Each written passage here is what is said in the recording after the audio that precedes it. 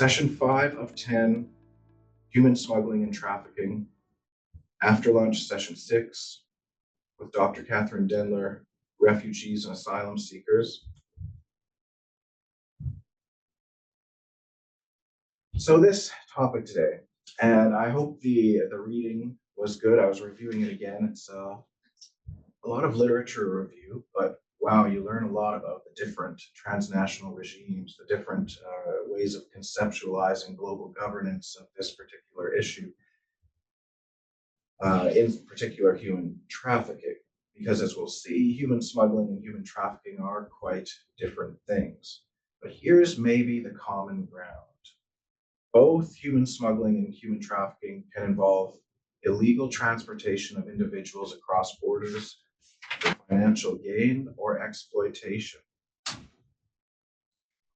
But the terms are quite distinct, and they're often actually confused in general public discourse or in just sort of layman terms, or even in searches or blogs or popular media. They'll often be used interchangeably when it should be clear that they're quite different. And just to illustrate how they are sometimes conflated, take a look at this. This is a snapshot from a search that I did on Google yesterday. Human smuggling trends in Canada was the search. Look at the results. Statistics on human trafficking, about human trafficking. Has human trafficking increased or decreased in Canada? Which Canadian province has the highest rate of human trafficking? Trafficking. The search was human smuggling trends. Google is conflating the two. Human smuggling is the provision of transportation or of fraudulent documents to an individual who voluntarily seeks to gain illegal entry into a foreign country. So it's all about getting that person across the border. Maybe you transport them, maybe you provide a fake passport.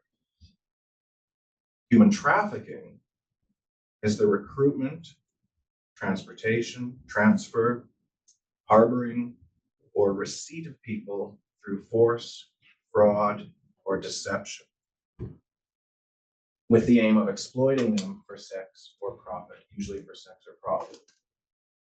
So it's not just about the crossing of the border. There's a lot more going on here. There's the exploitation, there's the use of force, fraud, or deception in human trafficking. And that's actually core to the definition of human trafficking. Let's break these differences down a little bit more. And if we miss a comment online, or if you have something, please jump right in, use the chat, use the hand, or just turn on your mic. That's totally fine as well. So again, the first term, human smuggling, refers to the abetting of illegal border crossing, whereas human trafficking refers to a criminal relationship outside of border crossing, typically involving sexual or labor exploitation. So the distinct features of human smuggling is that it's abetting illegal border crossing, which is definitive of the crime. The illegal border crossing is the crime,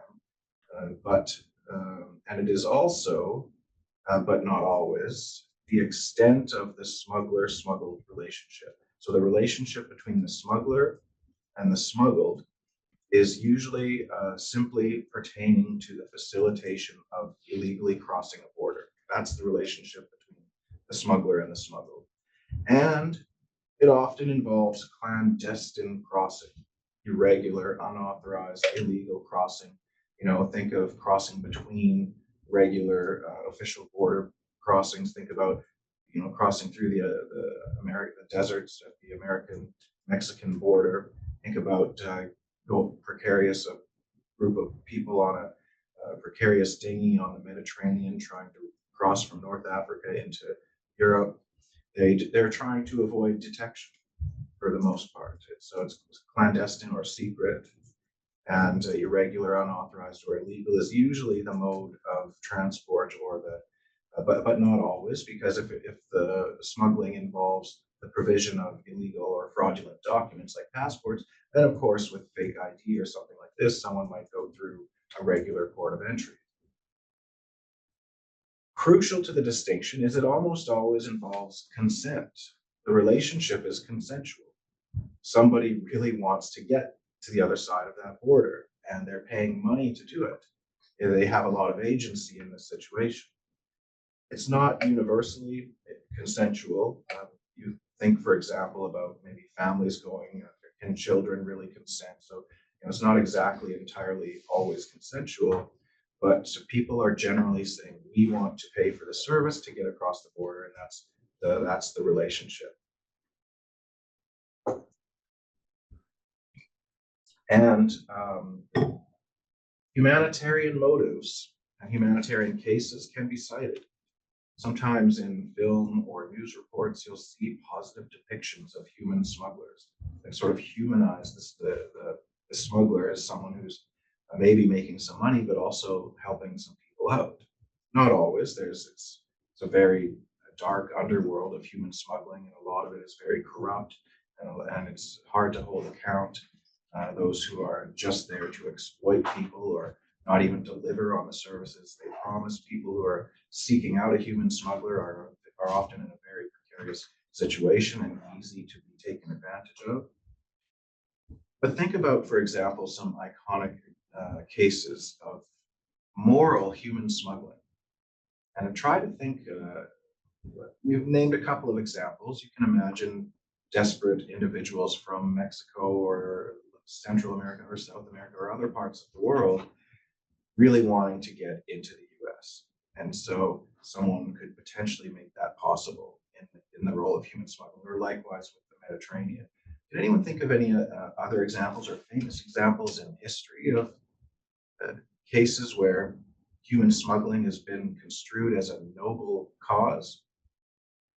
Maybe during the Holocaust, getting Nazi occupied territories, smuggling Jewish people out during the Holocaust, smuggling Jewish people outside of Nazi occupied territories. This is a great example, actually. During World War II, as the Holocaust was going on, Jewish people needed safe haven, and they weren't getting it in Europe. Not just during the war, even after the war, for 3 years after World War II, hundreds of thousands of Jewish refugees, displaced people, were languishing in Europe without any takers. And what happened during this time, one of the places that a lot of Jewish refugees were smuggled into was British Mandate Palestine, what quickly became Israel. Of course, Israel was founded in 1948, 3 years after the end of World War II. And in that period of 3 years, the British were implementing a total blockade on the country. You may know that Jewish Zionism is the Jewish national liberation movement, as the Jewish people did not have a nation state of their own. And that came with Israel. But before the founding of Israel in 1948, they were minorities in other countries. And it became a whole national project for the Jewish people to develop a homeland where they could be safe, where they could flee persecution, where they could find safe haven. And the country that they went to was, of course, the Holy Land, the place of where, the origins of the Bible. But the British were a colonial imperial power at the time, controlling the country, and it blockaded it off. And it said, no more Jews can come to Palestine, even during the war, even during the period post-war when it was known that the horrors of the Holocaust became known. The British were still not allowing Jewish refugees into the country. And there were whole underground networks to smuggle Jews in by boat, by land. People were paying human smugglers to get out of Europe to break the British blockade and make it into the country. So that is a great example. Is there any? There's another one that I'm thinking of that's a little bit older, maybe even a little bit more better known, because not many people know today, I think, the history of the Jewish refugees and sort of the illegal, irregular immigration into what became Israel. Can anyone think of another example? Wait, was there a comment? Yes, there's two comments online. From T, similar during 1947 partition of India, when both Hindus and Muslims became targets of riots across newly formed nations. Often there were instances when Muslims harbored Hindus and vice versa while they attempted to cross the borders. And then from Louisiana, the Underground Railroad. Yeah, those are two great examples.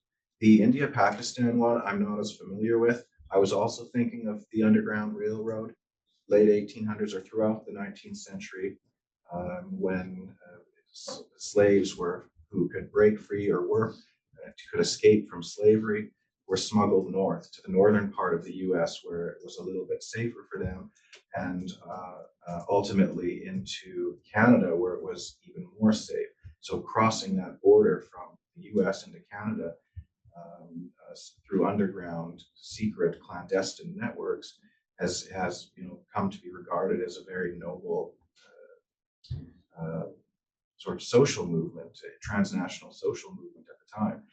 Great. Any other thoughts about human smuggling in a positive light? Because I don't want to paint just a rosy picture. Of course, it's easy to imagine and think of cases where this can go terribly wrong and leads to all sorts of negative consequences for people. Go ahead, Tasnia. So the example that comes to my mind, it's not as black and white as whether, the smugglers are all good or they have the tendency to become traffickers, and that relationship has changed. But I'm speaking to the experience that Rohingya refugees face when they attempt to get to Thailand or Indonesia or Malaysia from Bangladesh or from Myanmar. And usually it's a huge network of transnational, smugglers. One smuggler sort of connected with the other on the other border, and the good sort of I think of a way to look at it is that some Rohingya refugees see this as a chance to get a better life. They think that if they get to countries like Indonesia or Malaysia, which are also Muslim, populated countries, they have a better chance of, freedom or earning a better life. And the smugglers facilitate that opportunity.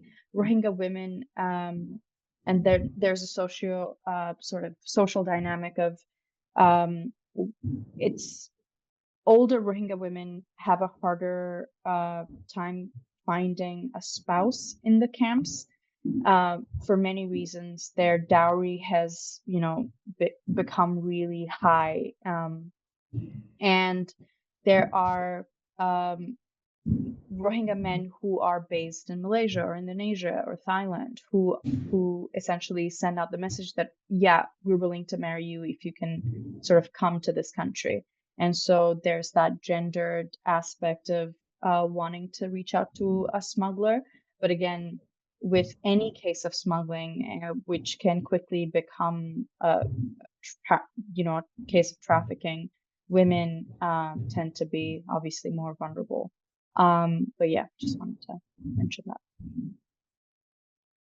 Yes, absolutely. And thank you for pointing that out, that another connection between these two topics of human smuggling and human trafficking is that the smuggler can become the trafficker. When someone is smuggling, it might not end at the moment that the service is provided. Perhaps the smuggler begins to see that they can take advantage of a vulnerable person. Oh, they can hold on to the ID. Here, I can get you this job. And slowly but surely, a vulnerable person can become, in a way, almost indentured or caught up in the kind of complete control and exploitative relationship. That's when it moves into trafficking. Yeah. And there was also a comment online referring to Bangladesh. During the 1971 Bangladesh Liberation War and the years following that, many Bangladeshi Hindus also paid smugglers to transport them across borders. Yeah, so I think that history is replete with human smuggling. It's probably among the oldest professions. Going back to the ancient world, I'm sure. Even though borders weren't advanced infrastructures back then, there would still always, I think, smuggling people to different parts of the world or to different countries is a very old thing. Richie has her hand raised. Oh, go ahead, please. Ratiti?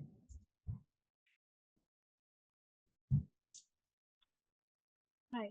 So, just wanted to share some thoughts about the recent. I mean, I did not know that there was a difference. Maybe I did not think about it, but yes, smuggling and trafficking, these are both. So thank you for that definition. Don't know whether it's relevant, but in India, many again right now people who go look for opportunities and who try to cross the border, it's called donkey, which it's a common colloquial term which they do, and they sort of pay the smugglers and then they cross the border and then they say we did a donkey. So that is how they refer to in common parlance in India, the people who cross the border. Also, some thoughts that came into my mind about the consensual crossing of borders and etc. Recently, there was an incident, not positive obviously, but there was an incident of. Ratiti, can you speak a little bit? It gets pretty quiet. Maybe try speaking a little bit Yeah. louder or closer to the microphone. Sure. So then, am I fine now? Am I clear now? Yes, that is Yeah. better. Yes. Yeah. So it's not very positive on that thought, but a thought that came into my mind was the recent incident of the family of four trying to cross the Canadian border, the Indian family of four, and trying to cross the Canadian border and who froze to death. Regarding that, that's about the consensual crossing of borders that I'm talking about, and the dangers that also sort of come along with it. And also something that comes to my mind on the policy side, and uh, what really maybe you can elaborate on this was the recent policy of the Uganda Act, I think, in London that was passed under the last Prime Minister, who said that they wanted to protect the people from illegal smugglers and wanted to control illegal smuggling, and they did not want people to come inside, and that is why they did the Rwanda Act. If I'm not wrong, it was called the Rwanda Act. And that is how I sort of found that funny at the same time, how countries are uh, controlling border crossings and whether illegal or legal, however, that they don't want immigrants in their country. One side of it is they don't want immigrants in their country, and then they are sort of giving a reason about as in we want to protect the immigrants. Given recent laws in London, uh, stricter laws in London regarding immigration, that seemed very sort of, can't find the word, uh, very Ironic or yeah yeah, paradoxical? ironic, very feasible in that sense that yes, they just took out the wrong on that. Thank you. Yeah, I mean, and you brought my attention to something that should be included in any discussion of human smuggling, and that is missing migrants and the deaths of migrants that happen in transport. Very often, the migrant deaths that we hear about, I think it's been about 60,000 known migrant deaths in the last 10 years. And that Indian example I think it was the Manitoba prairies in Canada, where they froze to death. These cases often involve human smuggling. It's not just an individual. They usually are paying someone to give them supplies or trade routes or connections. So it becomes an issue of human smuggling, and a lot of migrants go missing and lose their lives in this situation. I didn't fully catch all of the reasons why the issue of the Uganda deportations from the UK fit into the question of human smuggling. I didn't quite get that because I was struggling to hear parts of it, but I think I got most of what you were saying, and I hope it was relatively clear to most people too. I just want to say there was a hand in the room here. Did you want to add something? Yes, I wanted to add something to what Tanya said, because she brought up a very interesting point about, yeah, we can talk objectively in about cases where smuggling is good, but for the people that want to be smuggled, it's always good because they want that. And I was volunteering for international organization for migration, and they told me one very interesting fact that the people who are coming, for example, from Azerbaijan, are seeing this as an never seen before opportunity to go to, for example, to Germany, because they think that in Germany they can do anything. They have all the opportunities, they have all of the resources, because of the smugglers that are painting that amazing picture about Germany, but also because of the people from their neighborhood, from their acquaintances that have made it there. And also, they told us that some of the people like arrive in Germany and they want to make their families very proud. So they are not telling them that they are living on the streets or they don't have any jobs. They are telling them that life here is amazing and you should come. And sometimes, as I understood, families are choosing the most the best family member, which is usually the youngest male, and they are putting all of their money for his travel, so that he will be able to travel to arrive to Germany in order to have that amazing life, and then maybe after he gets a job to bring everybody in the country. So they really see this as an amazing opportunity to make it as a family, and they invest everything. They sell their houses, they sell their heritage, everything, just to provide that trip for that specific person. And International Organization for Migration had also some projects in place where they went to Azerbaijan, for example, and told them what exactly is happening in Germany, and just to give them a different perspective. So they like paint a utopia. Yes, they were like having a utopia. So the the Organization of Migration thought that it would be very beneficial to go there and to show the facts. Like, so they did a campaign. Yeah. Going there and like, you want to go to Germany, yeah, but this is what's going to happen. You'll arrive there, you won't have a job, you won't have anywhere to stay. And show statistics, so how many. But who did they show it to? Because this is such an underground thing. So like, how do they know who to show? Like they went to the community and. Okay, so just everyone. Yeah. Okay.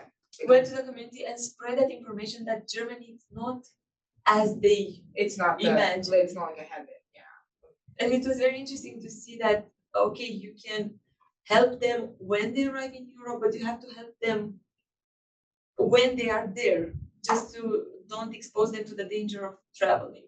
Yeah. Thank you. Yes, and I was just thinking our journal, Borders and Globalization Review, has had a few submissions and publications lately on the very topic of human smuggling. I want to track those down and share them in the comments later today. I'm also seeing in the comments in our Zoom chat, there's some great information there. And that reminds me that I think yesterday we made the decision to, rather than wait for the administration to get all the stuff posted on the website, which I don't know if that's going to happen even this week, since we have these chats, to just copy and paste the key substantive comments and questions into the discussion form. I just want to quickly address some of the comments that we've shared here.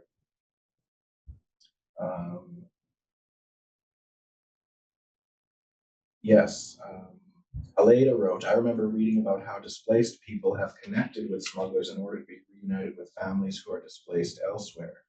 An example that comes to mind is of Syrian families who are separated as they try to cross the Mediterranean. Yes. I think I missed that comment earlier. Then some good discussion about the Bangladeshi case. And Dashita pointed out that they were discussing in their group the donkey in India. Oh, the donkey route, yes, and animal trafficking too. Very interesting discussion. Let's go to the hands raised. Was Tasnia had her hands raised first, I think. Not, I'm sure we're gonna be discussing about, trafficking in a bit, so I don't know this is the right time to be saying this, but Yes. this is more of a question, or I'm not sure how to position myself on this issue of smuggling and trafficking sometimes. Particularly recently, I met a researcher who's working on Rohingya women as well. She's now studying, I think she's doing her PhD at Durham University. And when I was trying to differentiate, and this is different between, obviously smuggling and trafficking, the relationship with the smuggler and the smuggled. Um, Oftentimes, the same agents who are smugglers for some become traffickers for others, and that is also seen in the Rohingya context. And this other thing that she was sort of talking about, why, uh, as to her logic as to why she does not focus on differentiating between the two terms, is because the reason why someone is taking up this clearly very unsafe, route of moving across borders or attempting to find safety. The notion of consent is also sort of gray. Like, am I really consenting to be a part of this, or am I being forced to, Yes. be a part of this and forced to, it is either this or death. And, it's that confusing sort of state of, what does really focusing on this difference provide us with? The people who are choosing and perhaps being duped are sometimes similarly, facing the same precarity, it seems. But yeah, this is more of a thinking out loud. I don't know what my position is on this, but yeah. Yes, well, that's wonderful thinking out loud, and I want to unpack that a little bit and think about that. But I want to see first if any other students want to respond to that. I think perhaps is Liliana the next hand Yes. raised? Please go ahead.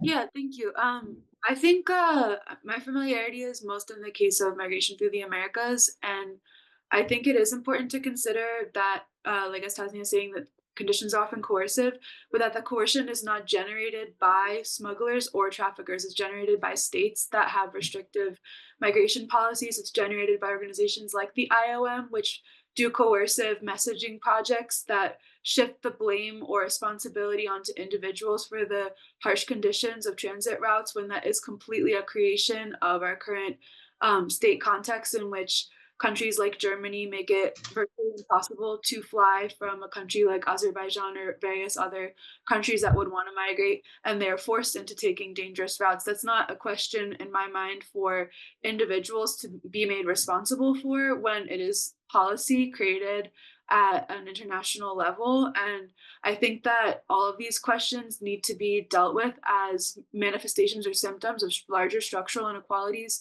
I don't think it makes a lot of sense to like look at the blame of traffickers as unique or disparate from the blame that governments face. Like in one of the articles we were given to read for today, it talks about a trafficking ring of Mexican laborers in Canada who, upon the trafficking being discovered, the state's response, it was open to deporting all of the people who had been trafficked. So to me, it's like, whose cruelty are you really discussing or examining, and thinking about critically on whose cruelty do we normalize and accept as, maybe these people were working as slaves in our country, but they deserve to be put on a plane and banned for years in the future from ever traveling back to Canada or accessing any of the benefits that they migrated in the hopes of accessing. I don't. In the U.S., they do have trafficking visas for victims of trafficking. I think a lot of people who have been trafficked don't necessarily know that. I don't know to ask for it if they are eventually detained by ICE or by the Border Patrol. And yeah, I don't think it's like, for me, like a focus should be expanding access to visa relief for people who have been trafficked. Also, like just understanding that like human smuggling doesn't exist in a vacuum. It's a direct response to restrictive policy created by states. And the people who engage in it, like as everyone's discussing, have a complicated whole gamut of possible motives and behaviors that isn't regulated because the state has abandoned responsibility for the well-being of migrants. Thank you, Lily. That was a great response. And I just want to say, going back to what Tasnia said, those are exactly the kinds of questions that I think that we need to be thinking about. And it really opens the discussion for the kinds of thoughtful responses that Lily just raised. And Lily, I have to ask, were you reading something off the internet with that Yeah, comment? it was Because great. what you spoke seems like it could have been a powerful introduction to a really good article. So No, that was I don't know. I mean, think in Mexico, like these discourses from the UN about trafficking doesn't match the reality on the ground at all. When people talk about the violence they've received on the route, there are times when that's at the hand of someone who's assisting them in their transit.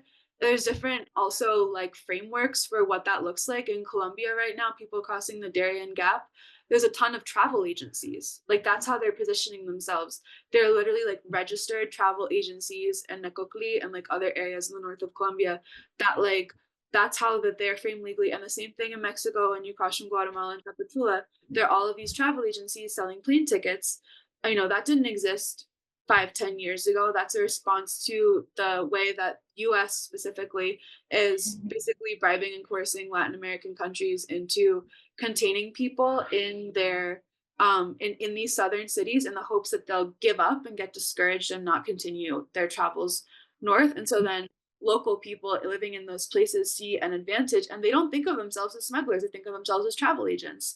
Or maybe they and there's like levels to it because then there are people who think of themselves as smugglers and then there are people who are working with organized crime whose intention is to sexually or in terms of labor exploit migrants. So there's like not just one way that people are being move from place to place. There's not just like one framework for what that can look like or mean. And in the case of Mexico, the state is doing it. They just put out the IMUMI, which is like a international org that works with the UN, and ACNUR.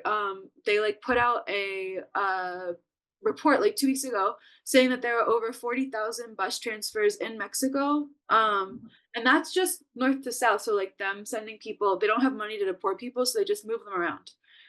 And like that's not trafficking, but like that how those people didn't consent to that in a very substantive way. You know, they're told get on this bus or else, you know, and they can be moved not just north to south but also south to north. Like when the Mexican government sees that migrants are concentrating in a space and beginning to organize and could set off on a caravan or otherwise disrupt the order of things, they put people on a bus and bring them somewhere else. And that's like that's not better. To me, that's not better. That has like the same um, sort of web of questions around any kind of irregular force movement that like that using a trafficker would or a smuggler. You still have to think about questions of consent, agency, you know, desire, information, knowledge. These people even know where they're going, and like, do they have any resources when they get there? And it's crazier when the state does it because they have some kind of theoretical or discursive obligation to those people that they're completely ignoring.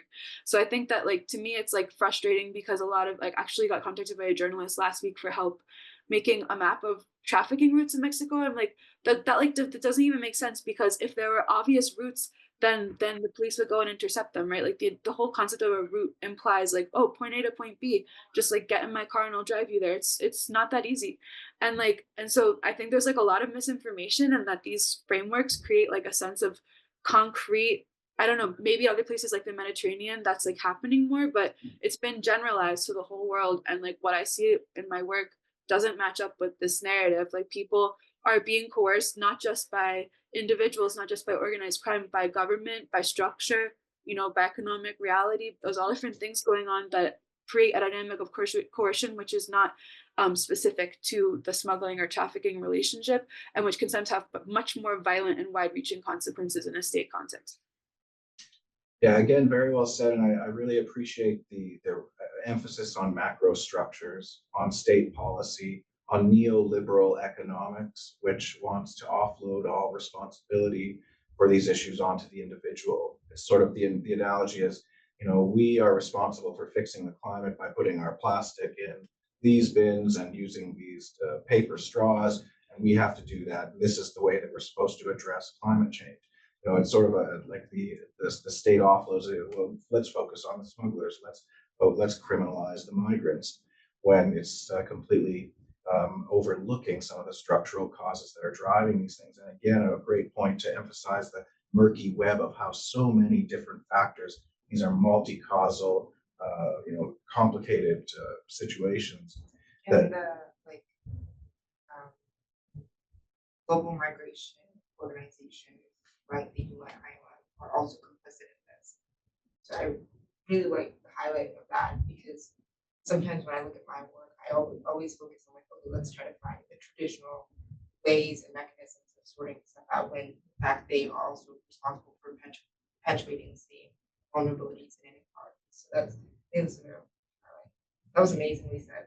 Yes, I think like the IOM is a neoliberal technocratic organization that is looking to sort of cover up for not actually addressing the structural problems by providing a sort of technical management of everything and trying to, individualize responsibility and make it seem as if we're all, just individuals floating helplessly in this world and this the structural, economic, and political conditions are portrayed as if the weather or something. We can't do anything about it. They're man-made, right?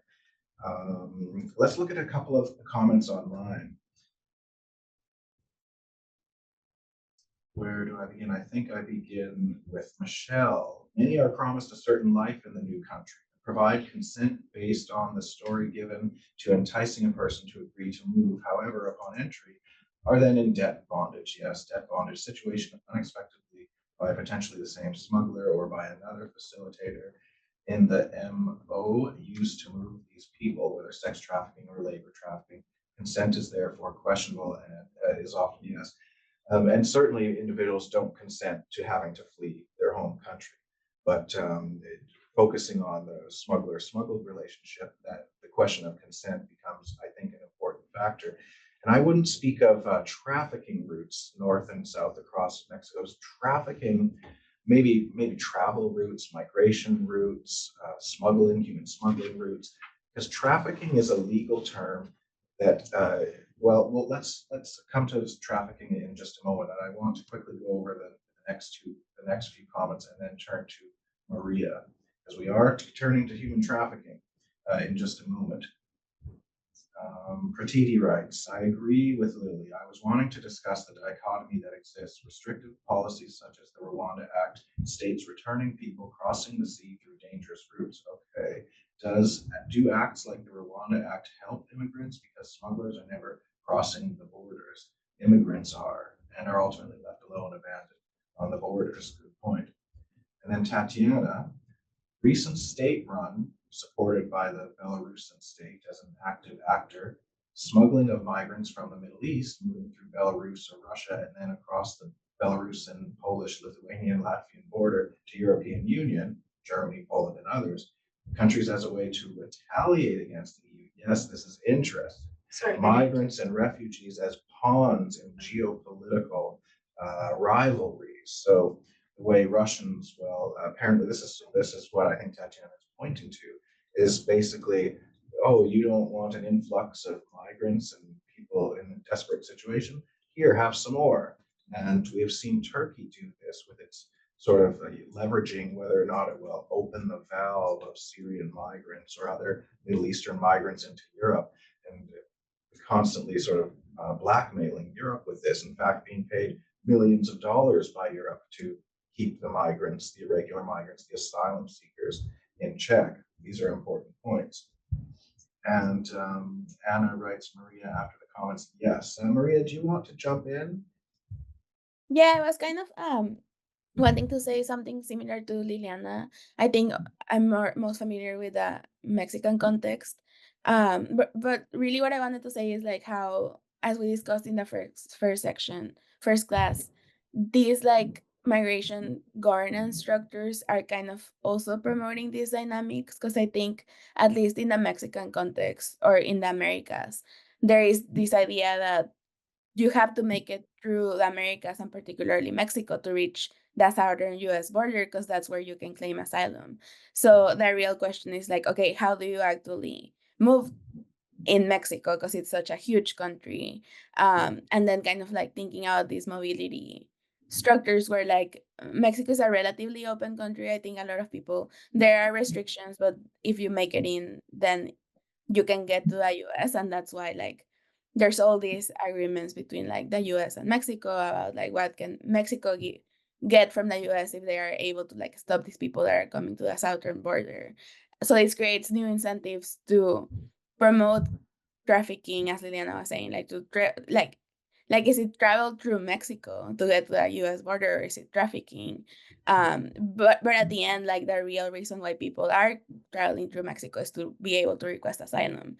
Because as we saw, I think in the readings today that people who actually can come as refugees is like 1% of those that are trying. So then there's all of these incentives being created that kind of prioritize this without even saying that Mexico also is kind of like the narco structures are also part, like trafficking is part of the diversification of narcos and like their economic activity. So it's just like this very complicated web of different like economic incentives and like macro things that are happening. But at the end, what I want to reflect on is that it is in response to how migration is governed and like that prioritization of like asylum, since refugee claimants are like so little, like they really can't, like very few people can actually claim refugee status, so they have to make it to one of the borders, and the Mexican one is easier than the Canadian one, for example. So even though I think we're going to discuss Roxham Road later today, Yes. but it's just like creating all of these incentives. Yes, I mean, this is all fascinating. I wish we could have more time to go into all of these issues. I wish I knew more about the Mexican situation, the various agreements with the US, but a little bit I remember learning a bit about, the beta groups, or so, the Mexican government partnering, mixing sort of law enforcement with social service, humanitarian approaches to actually provide services to irregular migrants to, help them on their routes as they travel, as a kind of shifting the focus more to social work from policing. And I'm not sure if those beta groups are still active in Mexico, but they Can I were. respond to that? Yes, go ahead. Yeah, so I think the Grupos Beta have existed in Mexico since like the early 90s, and they were a response to Central Americans coming to Mexico as refugees in the 1980s during US provoked civil conflicts, or not provoked, but funded and maintained. And so I think it's important to understand like that was like a moment where Mexico was looking to like buy into like a neoliberal discourse of open borders that went along with economic opening when they signed NAFTA, and they were like doing all this at the same time, thinking as NAFTA as kind of a quid pro quo as well for like create like not just were they going to open the border to new like foreign investment and like a more open market, but also to have people be able to go back and forth from the US and Canada more easily, which is not how it played out at all. And after the 9/11 attacks, the US took a completely different like turn in its border policies, securitization, and in Mexico, the Grupos Beta, like they do still exist, but there's like a very significant like euphemistic culture around like migration policy in Mexico. Like I recently submitted an information request for people who have been detained, and they responded, no one is ever detained in Mexico. They are only what's the word they use?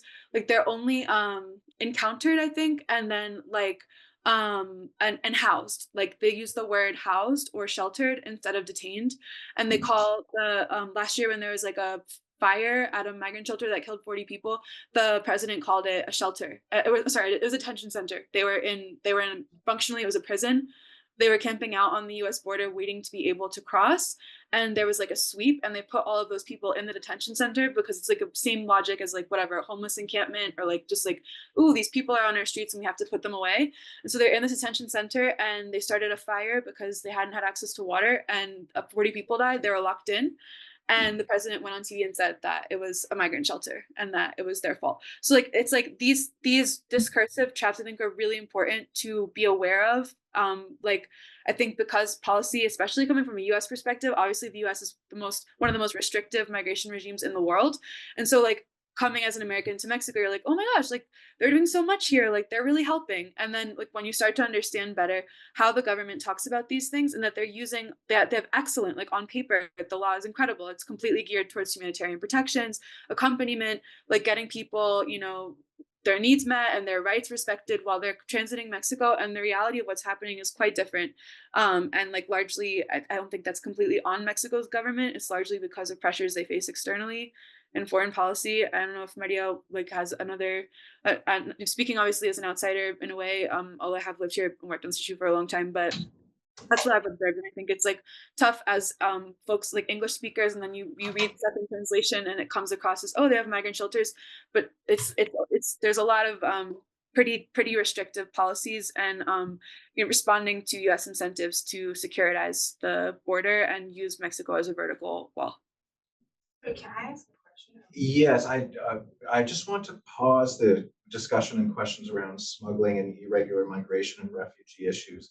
So we do need to get to trafficking, but maybe pose your question, but we might have to delay addressing it or discussing it. But what is the question that you want to ask? I don't know much about this, so I want to ask something you said earlier, Liliana, about like routes. There's no established routes, and they often, when they do get a little bit established, they disrupt them in fear of like people gathering too much around. So there is no established routes, right? Maybe just a quick response. But yeah, sorry, I'll try. Sorry, I feel like I'm expanding too much, but basically, no, I think like I was just trying to make the point. I think like of course there are places that people tend to pass through, and so in that sense of yeah, there are routes and there's like parts of the country that are heavily transited that have certain infrastructures or like practices around migration. But I think like I was being asked this question by someone who wants to write an article about it for the Washington Post, which is a very widely read paper. And so she was suggesting the idea of making a visual, like a map, where it shows migrants cross on this line, like drawing a physical line to show. And to me, like that felt like an oversimplification that could be easily misunderstood in like US popular discourse, because there's a lot of discourse about invasion, you know, and I think people are aware of the fact that the US funds organizations like the IOM, like the UNHCR, that indeed do help people at certain points on the migrant route. For example, in Panama, the UN does fund busing from you have to cross the forest on foot. They don't help you at that part. But once you get out of the forest, they take you on a bus to the border with Costa Rica. Why do they do that? I don't know, because Panama wants them to. Like Panama's like, we don't want these people stuck in our rainforest. Yeah, so, I think we're a little bit in the weeds here. Yeah, sorry. Probably. No. But so basically, okay, just we can talk about this in the discussion. yeah, and it's like just a I'm question. very interested in this. Strategic communication. Sorry, Do you really want to create an impression that these people have like an organized, easy path when that is definitely the case, and it creates a lot of backlash and like repercussion politically for migrants who are having, you know, who are traveling dispersed throughout the continent in clandestine routes, avoiding all kinds of traps. I just wanted to clear because I had the impression that it was like established routes and it was clear, and that simplification I kind of brought into it, especially because I don't know too much about that. So very interesting. Yes, and human smuggling is related to other topics that we discuss in this course. So these are things that I think there'll be opportunities to return to. But trafficking is a little bit isolated in this course. So I do want to make sure that we cover some of this trafficking content. Trafficking. So border crossing does not in fact define the crime of trafficking, though it may be part of it. And trafficking often doesn't involve any borders of any kind whatsoever. The crime is exploitation, and it's usually for sex or forced labor, but it might also be for servitude or a kind of modern slavery, or it might also even be for things like organ harvesting, taking organs from people, giving them. So it's exploitation, and it's the crucial motive or the crucial factor is that there's force involved or fraud or deceit. Okay, that it's not just exploitative, but it's exploitation through force, fraud, or deceit. This is always built into the legal definitions internationally and in domestic law of trafficking. So traffic equals the dealing or trading in something illegal. In this case, it happens to be coerced human exploitation. So traffic is, we often think traffic means transport. It doesn't always refer to transportation, certainly not to specifically the crossing of borders. It's trafficking in the sense of trafficking in crime, which may or may not involve borders or even physical transportation. So trafficked individuals are almost invariably, by definition, victims of the relationship between the trafficker and the trafficked. So they do not consent in any way in this situation, though they may be charged for crimes that they commit while they are in a relationship of human trafficking. So for example, they might be involved in prostitution or illegal border crossing or drug charges, and that then is a little bit, not all trafficking involves violation of law, but sometimes it does. Estimates range. It's impossible to get a handle on these figures, but some agencies have tried, and somewhere between 700,000 to 4 million annually are trafficked. And this stat pertains to crossing borders. One of the ways that they're able to generate these numbers and estimates is to estimate how many people are in a relationship of exploitive, through force, fraud, or deceit and exploitation is impossible to estimate. It is probably way higher than this number. This number is an estimate of how many people are trafficked across borders each year, because that's a marker where it can be identified, stats can be collected, and border agencies are focused on borders. So this is the kind of thing they're interested in when they try and answer these questions. And they estimate maybe 2, 3, or even 4 million people are trafficked across borders each year. So that means people in a relationship of trafficking happen to be brought across a border. Now, here the standard document in human trafficking since 2000 has been the UN Protocol to Prevent, Suppress, and Punish Trafficking in Persons, especially women and children. It's also known as the Palermo Protocol. And it focuses on these 3 P's, prosecution, protection, and prevention. And this has become the dominant paradigm for governing and prosecuting or trying to redress human trafficking. Prosecute the trafficker, protect the trafficked, and prevent the situation from happening. Sometimes you'll see a 4th P added, partnerships, and this is the state and non-state partnerships working with NGO sector and that sort of thing.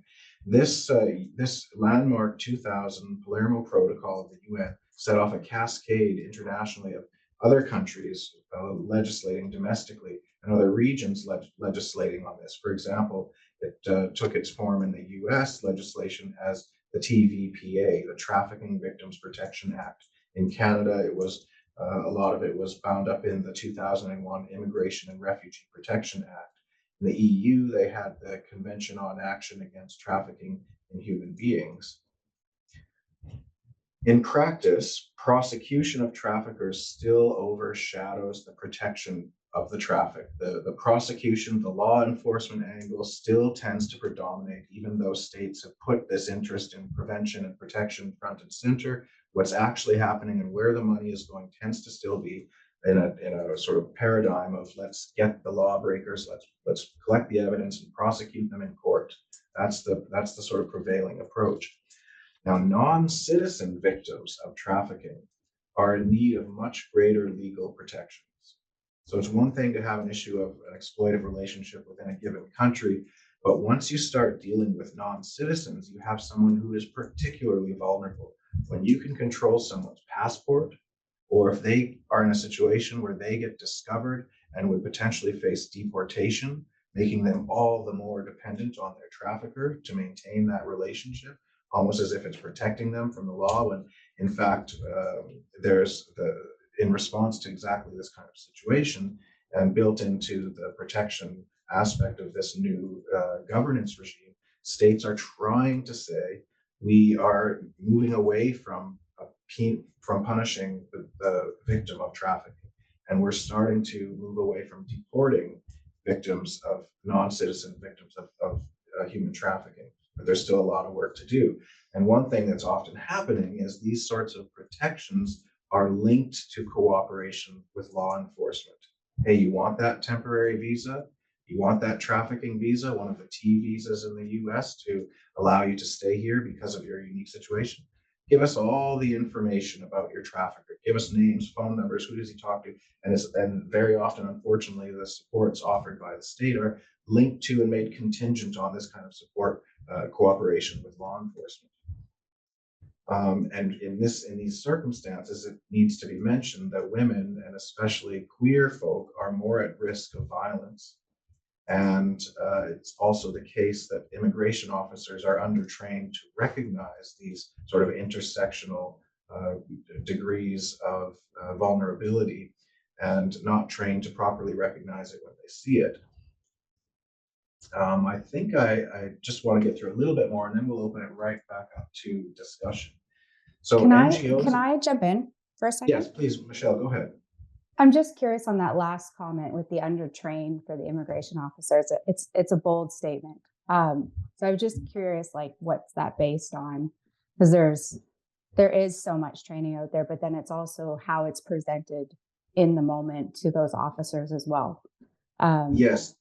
So I just wanted to touch on that, just because I don't know if that's true. Right. And Michelle, your background is with the CBSA, is that right?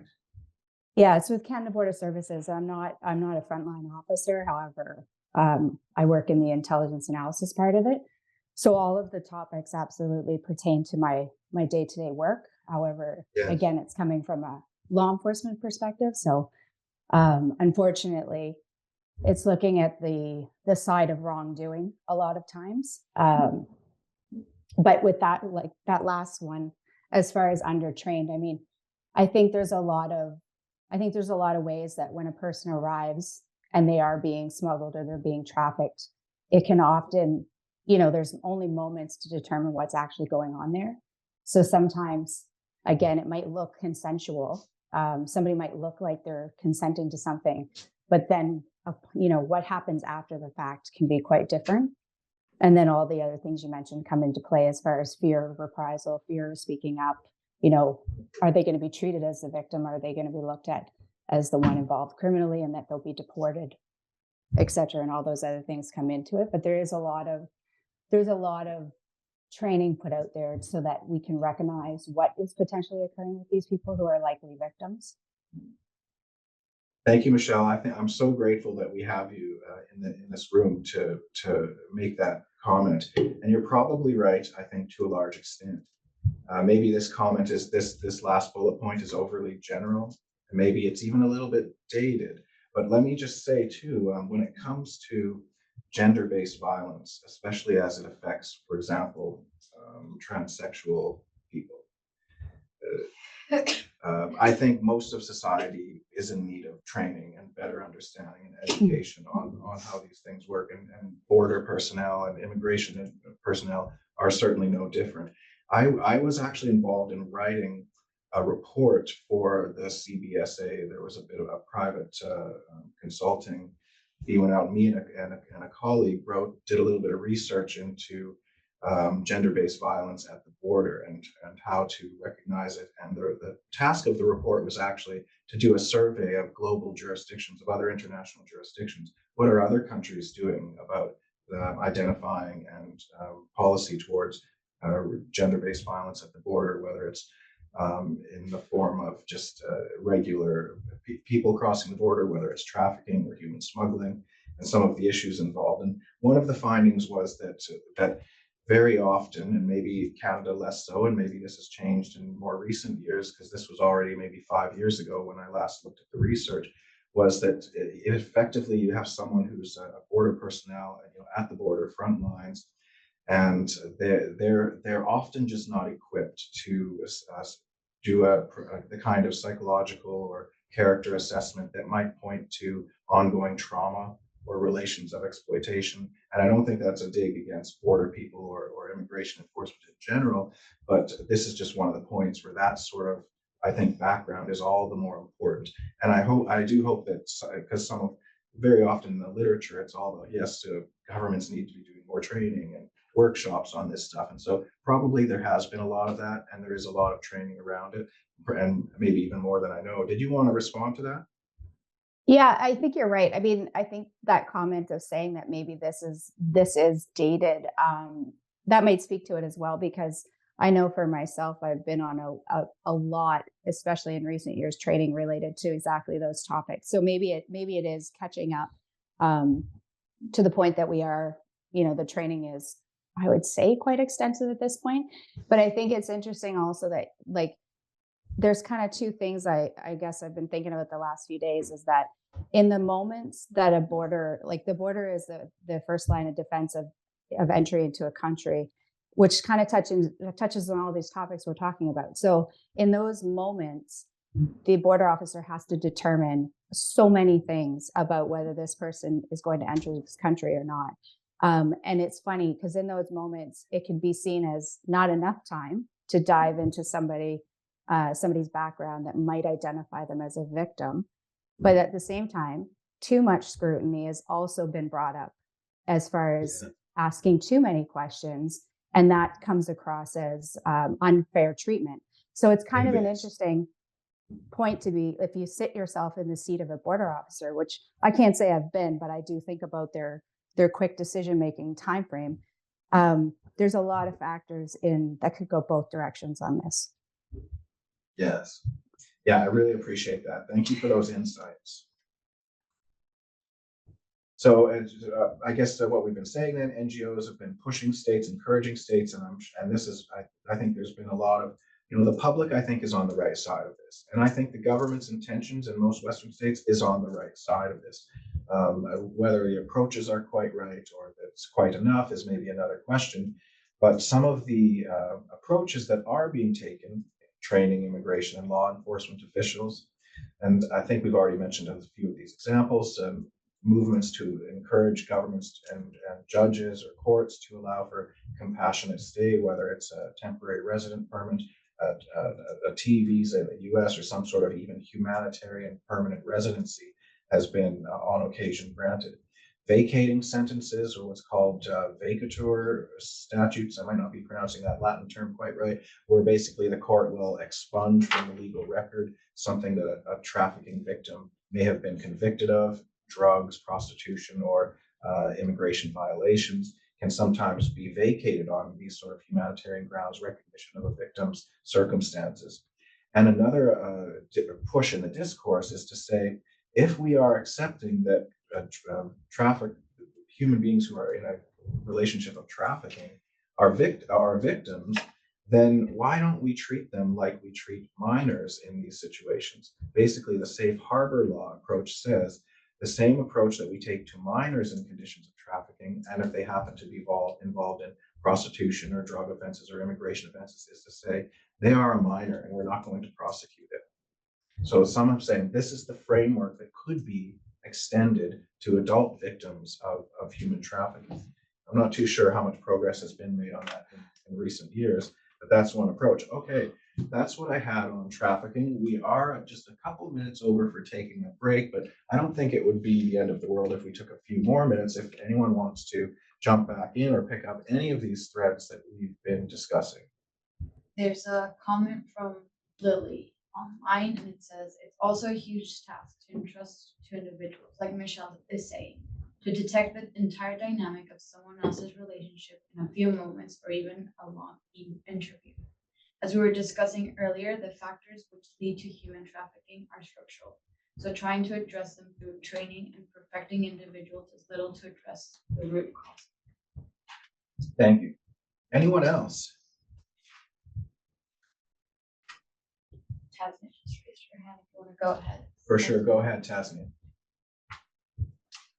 Yeah, and a thinking out loud moment. I know yesterday we were looking at, all of these requirements that, migrants would, even, formal or legal migrants would need to fill out or to perform or to have to be able to migrate into Canada temporarily or permanently. I was also, and I think every time I'm at the airport crossing some sort of a border, it crosses my mind as to, what is the actual qualification of the person sort of assessing me or, hundreds of people who are,